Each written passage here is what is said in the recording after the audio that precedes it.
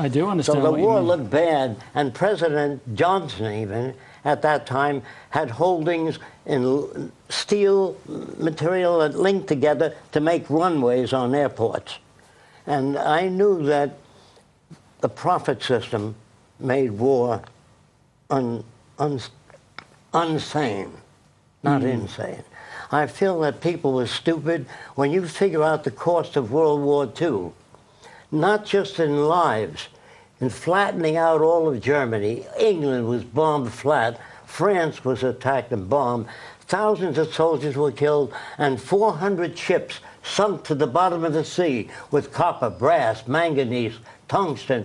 What a tremendous loss. And then paying the pensions of veterans for the rest of their lives after the war. I think it was cheaper to rebuild the world, build hospitals, clean out the slums, give nations what they lacked. It'd be smarter to rebuild the world rather than train millions of men to be killing machines. That's what a soldier is, a killing machine. And I figured if we send kids back to school to become problem solvers instead of killing machines, how to bridge the difference between nations. How do you get to nations that have a totally different value system than we do? Here's how you get there. It's very easy. The War Department doesn't know these things. They're comprised of very stupid men that are concerned with defense only. Here's how you do it. You approach a nation on the basis that they all need the same things we need: clean air, clean water, arable land, and a relevant education. That means no investment brokers, no bankers, no advertising, just people that know agronomy, geology, structural engineering, physics, science. Everything that you have, your radio, your television set, your washing machine, your refrigerator, is technology. Politicians have no knowledge of anything. They're lawyers and businessmen elected to political office who don't know the fundamentals of how people get to be the way they are. That means if you were raised as a baby by the headhunters of the Amazon, you'd be a headhunter. If you never saw anything else, I mean, no movies, never travel. And if I said to you, doesn't it bother you to have 10 shrunken heads? He says, yes, my brother has 20. Is he a bad guy? No, he's reflecting his culture. So I believe if you were brought up as a baby in Nazi Germany, all you see is Heil Hitler, Deutschland über alles, and all the books are burned, you become a Nazi. Is he a bad guy? No. That's all he's been exposed to. So I do not blame people no matter what they are. I even think that a serial killer is made that way by the environment they're reared in. If you're brought up in the Deep South, you're going to speak with a Southern accent. And I say, stop speaking with a Southern accent.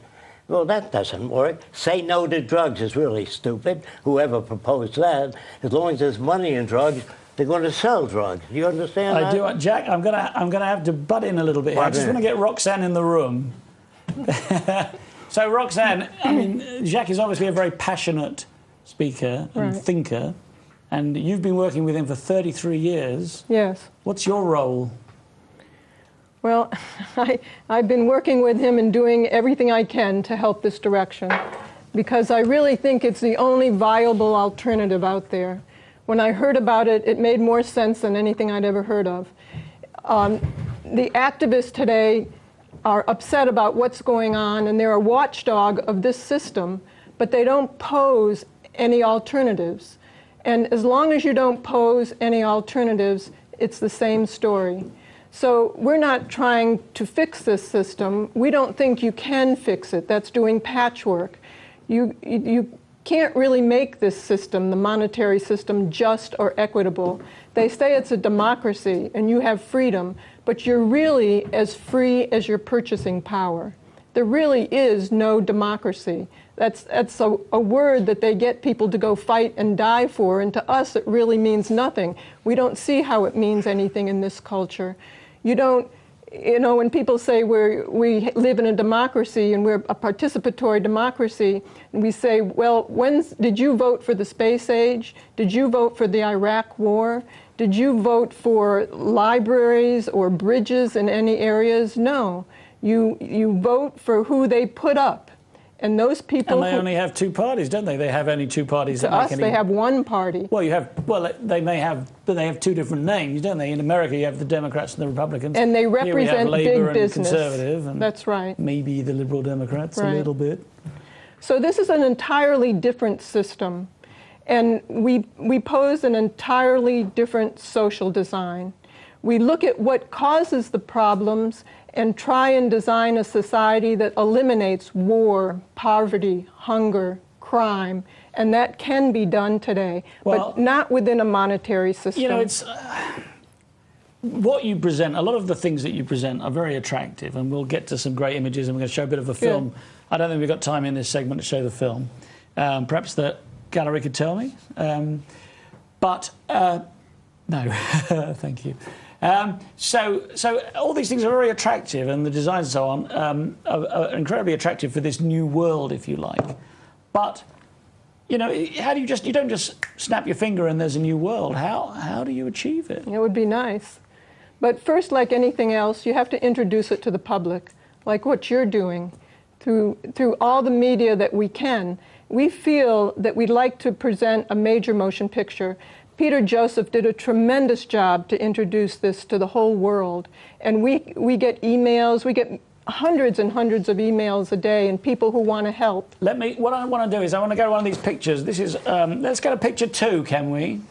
This is a picture of some of your architectural ideas for a new world. There we go, it's on that screen there. Oh, it's gone again. Yep, there it is. So these are, Jacque, these are some of your ideas, are they? Yes. And you've designed these buildings? Yes. I mean, they're stunning buildings. I would be very happy to live in either one of those two, for instance. Well, actually, they're all transitional. There's no final architecture or final frontiers or final city.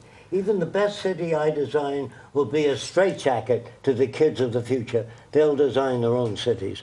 And if you make a statue of me, that holds back the future.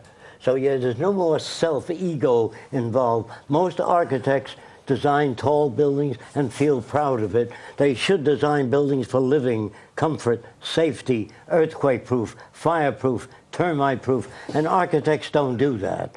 They're all little personalities that seek recognition.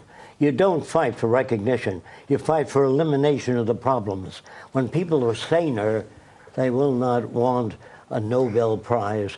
Because if you work on cancer 10 years and I read your book and find out what didn't work, and I come up 2 years later, I win a Nobel Prize, I feel that everybody working on cancer works just as hard as you do. So I don't feel there should be Nobel Prizes. They should work because they believe in making life better for people. Well, I've got to come back to this same question though. How do you get the world to change? You know, assuming that your ideas are acceptable to the majority, and I'm not sure that they are, we'll get to that, but assuming that they are acceptable to the majority and everyone finds them attractive, and you were able to disseminate these ideas all around the world and everybody bought into them, you know what I mean? How do you get to that point? How do you get to the point where everybody buys into it? The question is, how do you get from here to there? Yeah, and how do you stop the people who are really in power? I understand. From clinging on to what they've got? First thing that has to happen, they have to have an economic problem. That's what happened during the Depression. That's when socialism, communism, fascism all emerged. But we've got that now, Jacque. We've got an economic We're in that process now. But I don't see anybody going, oh, let's get rid of money. Wait a while. We're nearing the turning point. See, now, all over the world, societies are breaking down, and politicians don't know what to do. They gave the money, I'm talking about America, because that's where I came from. They gave the money to the people that created the problem in the first place. Then they bail out the automobile factories. When they were going broke, they didn't even want to close the plant, and they bailed them out. The automobile companies never submitted a blueprint with a car better than Toyota, faster than Toyota, better built at a lower price. If they don't submit that, and the public doesn't have purchasing power due to losing their jobs, who the hell's going to buy these new cars? Well, they're giving cash for clunkers, as they call them in America, and we've got a scrappage scheme in the UK as well. So yes, all over the world, all governments are corrupt. Did you get that message?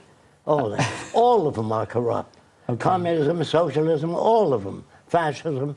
So I felt, is there another way to operate the government? and I sat down, I began to design the society of the future. I've got to cut in there because we're going to go for a break now.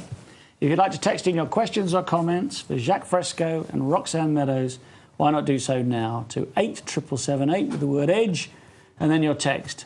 We'll see you back here very soon.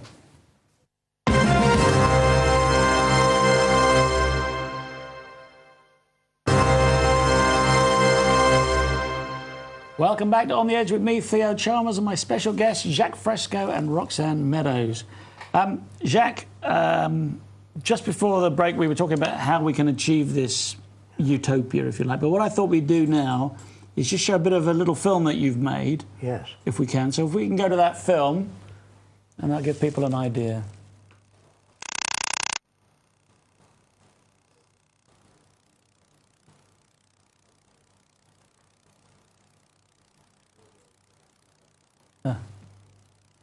Oh.